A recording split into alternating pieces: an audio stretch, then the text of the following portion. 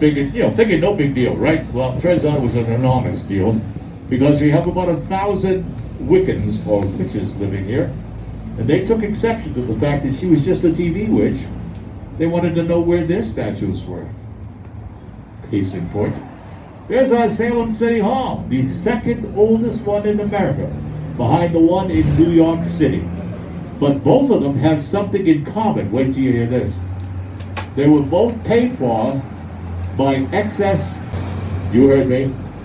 President Martin Van Buren came into office and felt there was too much money in the Treasury, so he gave a ton of money back to the cities and states. 40 grand we used, and we built our City Hall. We got done just a few weeks later than New York did.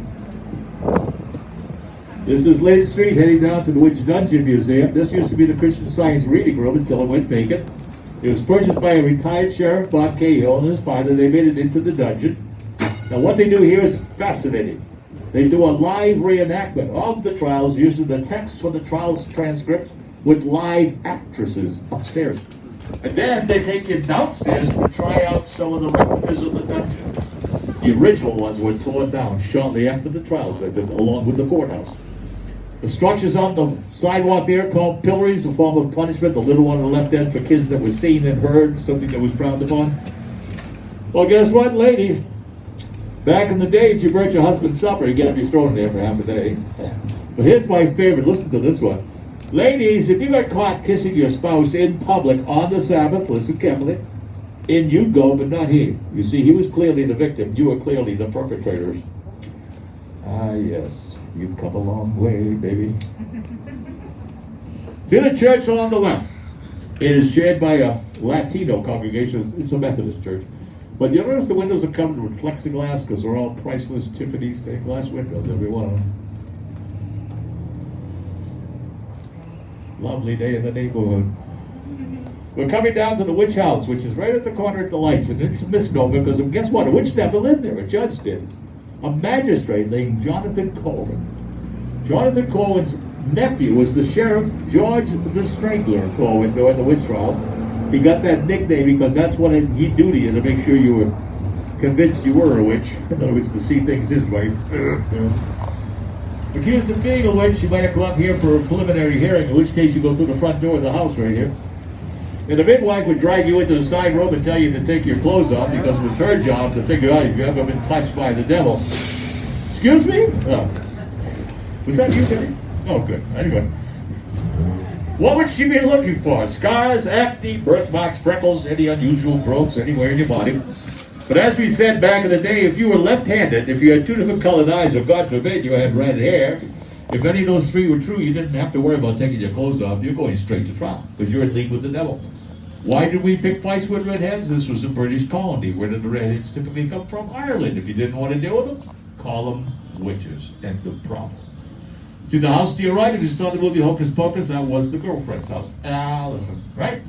Well, anyway, the witches came looking for the devil, took their brooms, put them on the side of the fence here. When they turned their back, the local kids stole them, and they had to fly around the rest of the movie using mops and vacuum cleaners.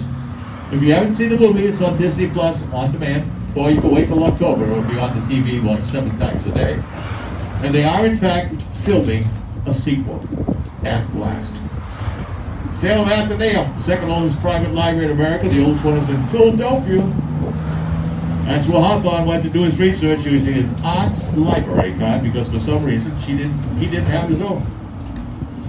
Again, on Essex Street, the longest street in Salem, on the left, lovely yellow mansion owned by the Parker brothers. George Parker told his daddy he wanted to build games for a living. His dad said, "You are crazy." So to prove his point, he actually built 500 copies of a game which he called Banking, ended up selling most of them, at which point his two brothers jumped in and said, "Dad, I think he's really on to something." At which point he also bought the rights to a game called the Landlord Game for $500. He simplified the rules and he gave it a new name. He called it Monopoly, and the rest is history. Do we have any Monopoly players on board? Does everybody play Monopoly? Okay. I was going to ask, those who do play, you ever see a Monopoly game end happily? Never. Not on your life. Coming up, going to take a left on the Chestnut Street, one of the first planned streets in America. First thing I hope you'll notice is how wide it is. 60 feet 6 inches wide enough for a horse and carriage to make a U-turn, which today would be totally illegal because it's one way going that way. Every house on the street is on the National Register of Historic Homes. All but one remain single-family owner occupied. There is no condos, no apartments here. Just on the right, number 39 is considered the crown jewel or the best example of what's known as federal-style architecture designed by Sam Mcintyre. This is the Mcintyre Historic District. 3 stories tall, center entrance, beautiful hand-cut glass treatment around the door. This one's called a snowflake pattern. But the trademark is the height of the windows on the 3rd floor. See how short they are? By design. Because the architect said the 3rd floor is where the kids and the servant slept. Hottest floor to heat in the wintertime, hottest floor to cool in the summertime, hence the design. Next house, number 37. Again, not the federal, it's not quite as nice as that one. But look at the front door. It's a door and a half.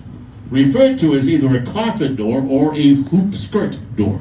In early Salem, before we had funeral parlors, if someone were to pass away in your family, you would wake them in your own home. Room to the left of the front door, the parlor. And when it came time for the pallbearers to get the casket out, by being able to open both those doors wide open, they didn't have to tilt the casket and worry about dropping poor Uncle Louie on the sidewalk. Women wore those big wide hoop skirts. They called it a hoop skirt door. Well, doesn't matter. It works to either case. But now we do have funeral parlors. We don't need the death room or the parlor anymore, so guess what we call it? The living room. That's where that name came from. See the house across the street? That's a museum. This is the Phillips Museum. 4 generations of the uber-wealthy Phillips family lived there. It's not open for the season yet, unfortunately, but if you do come back someday, make sure you do visit it. You get to see the person's 2nd floor, the carriage house in the back. Every one of the 4 generations lived there. The dad's name was Stephen. 4 Stephens in a row. The last one was the Attorney General of the last King and Queen of Hawaii, King Kamehameha and Lili Lukalani, his wife, which is why if and when it is open, it flies the Hawaiian flag. Great ticket. Now this is a historic district. You cannot make any changes to the outside of these houses without getting the permission of all the other homeowners. Imagine that. But you can make Martha Stewart kitchens all you want inside. They're beautiful. That little blue one there, smallest house in the street, only 13 and a half rooms. See the door in the back out on the right-hand side? Hello. That was added by Nathaniel Hawthorne when he rented this house for 18 months, lived there with his wife and 3 daughters. He was painfully shy, didn't like people, but his wife loved to have tea parties. And when people came to the front door, he'd sneak out the back door, go into the private library, and hide there for the rest of the day. That's what he did.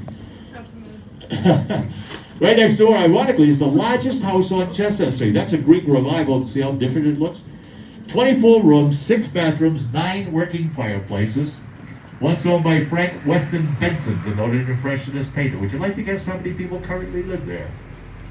2. You're half right. Empty nesters. The 4 kids grew up, moved out.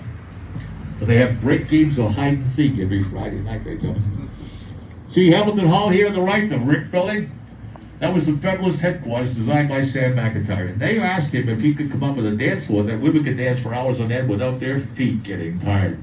The dance floor is the 2nd floor. You see the big palladium windows just below that. You see those black things. Those are hooks that hold the brick walls up. But picture behind them, the entire length of that dance floor, there's a bunch of elliptical carriage springs on which he put a soft interwoven pine dance floor. So now when you dance in unison, the entire dance floor goes up and down between 1 to 3 inches, allowing women to dance for hours on end without their feet getting tired. Now there used to be a church right here, now they have outdoor weddings and receptions across the way. But when they were building Hamilton Hall, the minister of the church here had no use for that building across the street. He hated it. He thought what was going on there was sinful. He would stand at the front stairs of his church on Friday and Saturday night, write down the names of his parishioners as they were attending parties and dances and so forth, and then he'd wait until Sunday morning.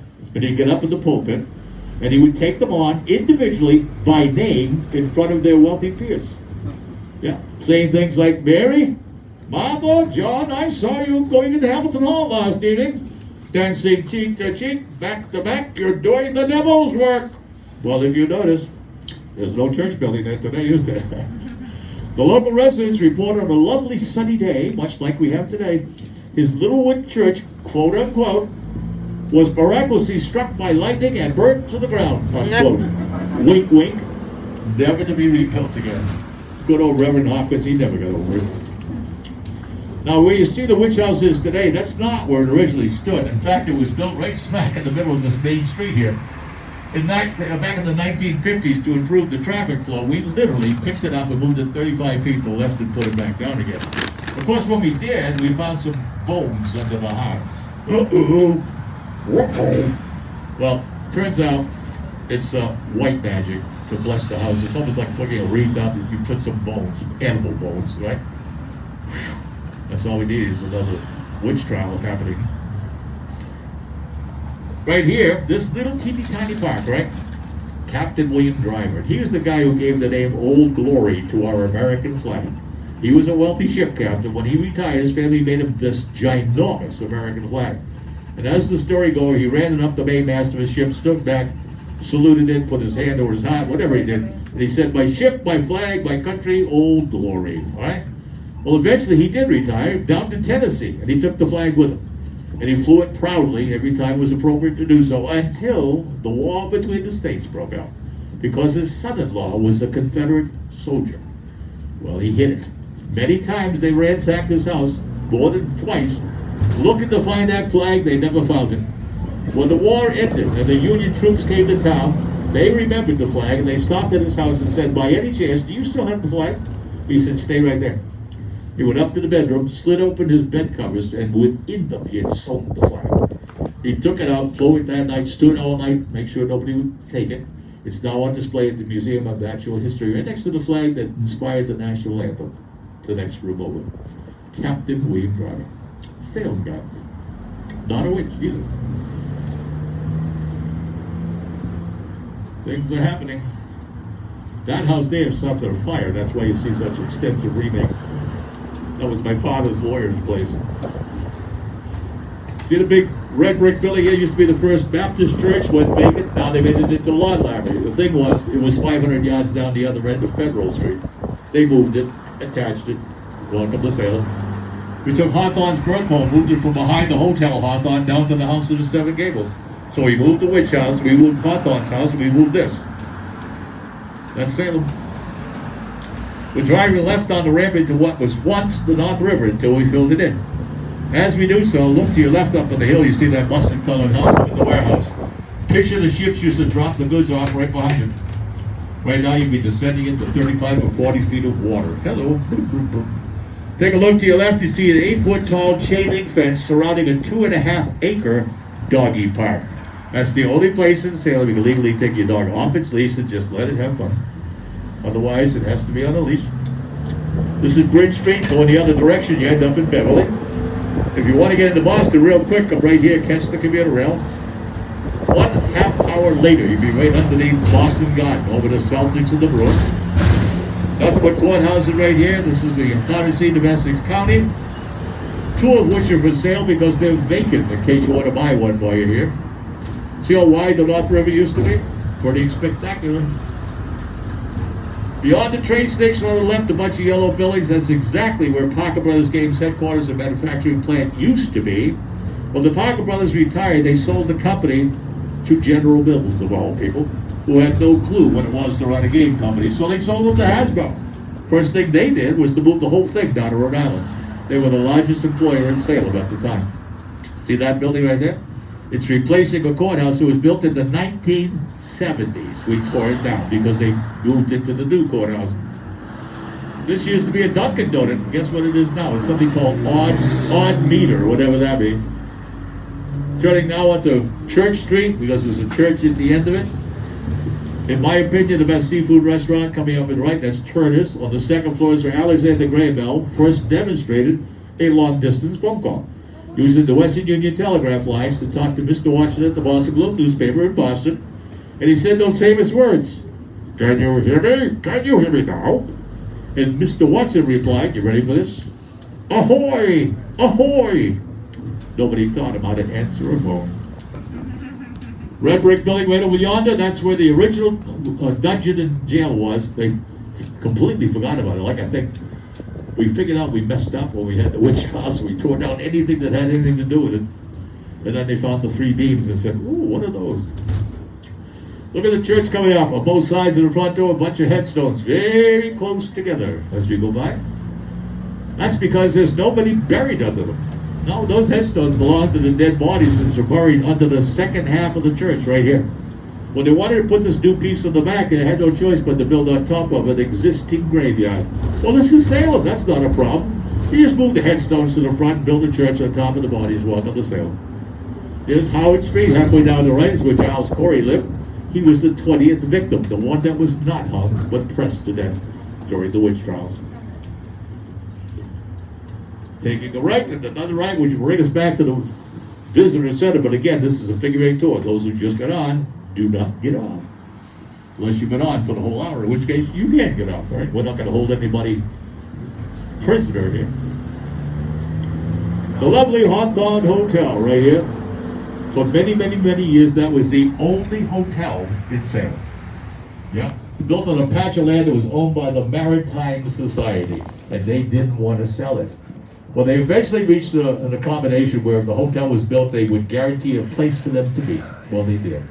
If you'd like to see where that is, you have to go 2/3 of the way across the common and look up on the roof, because that's where it is. There's a wooden building out there, and if you're a member of the Maritime Society, which is still an active organization, you have to go into the hotel, take the elevator to the allegedly haunted 6th floor, go to the far end, find the hidden door, which takes you up to the roof, and that's where it is. One of our trolley guides is actually the adjutant. He goes there every day and signs a log that says nothing has been stolen. Thank you. Everyone played the game Clue? Hockey brother game? Colonel Mustard led Mike Ball. Based on a murder took place here in Salem. Took place right in that brick house right there. Very wealthy Captain White bumped off by his caretaker's son-in-law, who felt if they could hide his will and bump him off, the caretaker would get the property. They hired a couple of local thugs, the Crown and Shield brothers, who perpetrated the crime because they smothered him and then stabbed him 14 times.